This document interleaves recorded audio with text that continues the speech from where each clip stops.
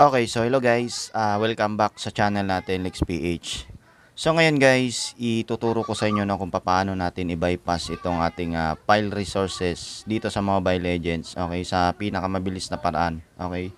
So kung makita nyo guys, dito sa ating file resources, ayan, itong necessary, advanced, tsaka extreme, hindi pa siya totally fully downloaded, no, kung makikita nyo, ayan, okay.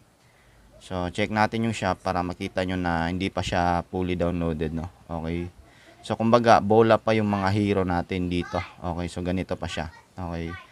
So, ngayon guys, ituturo ko po sa inyo ngayon no, kung paano siya i-bypass sa pinakamabilis na paraan. Okay, so i-check nyo pala guys yung link, yung file ng ating full resources ng Mobile Legends dyan sa comment section. Ipipin ko po siya. Okay. So, una dito guys,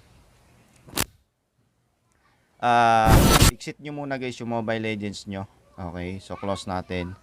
So punta kayo ng Sarchiver or Sarchiver guys. Okay, so ang kailangan nyo guys, punta kayo ng Android, data, tapos yung folder ni Mobile Legends, ito. Yan, itong dalawang to, burahin nyo muna. Okay, so burahin nyo itong dalawang to, kasi meron tayong ipapalit na bago dyan. Okay, tapos yung Mobile Legends na app, ito, i-click nyo po yung app info nya. Then, i-clear data nyo po siya guys. Okay, so ito, clear data nyo po siya. Okay, so kanina na-i-clear data ko na po siya. So ngayon, ang gagawin naman natin, ipipaste naman natin yung kanyang full files, no? Okay. So, ito guys, i-check nyo to dyan sa comment section. Ipipin ko po yung link nito. Ito yung MLBB resources. Full resources na po to guys na nakamina to. Is Itachi po yung kanyang patch, no? Okay, so ang gagawin nyo guys, i-press nyo po siya. Tapos, itong ikaapat, itong extract. Okay.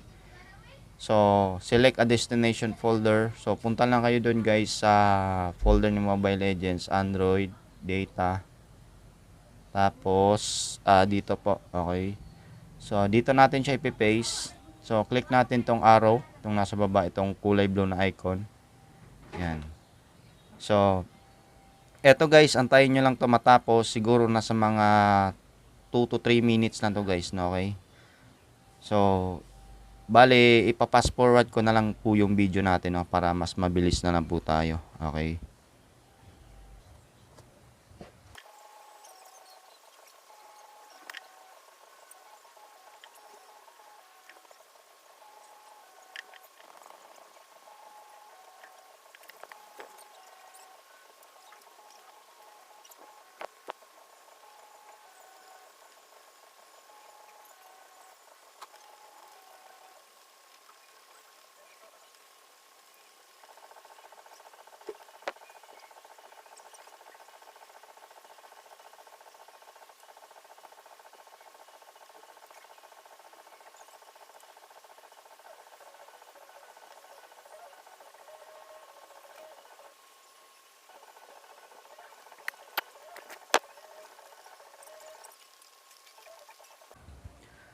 Okay, so ayan guys, tapos na po natin siyang i-extract, no, sa ating Mobile Legends folder. Okay.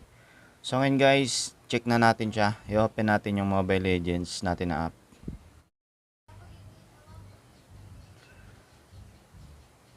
Okay, so ayan guys, kung makikita nyo, no. Okay. So, fully downloaded na po yung ating file resources dito. Okay. So, ayan, ganun lang guys, kabilis at kadali, no, kung paano nyo i-bypass yung mga file resources nyo dito sa Mobile Legends. Okay. So, yung link guys, andyan sa comment section. Ipipin ko po siya. Kayo na pong bahala guys, paano nyo siya i-download, no? Okay.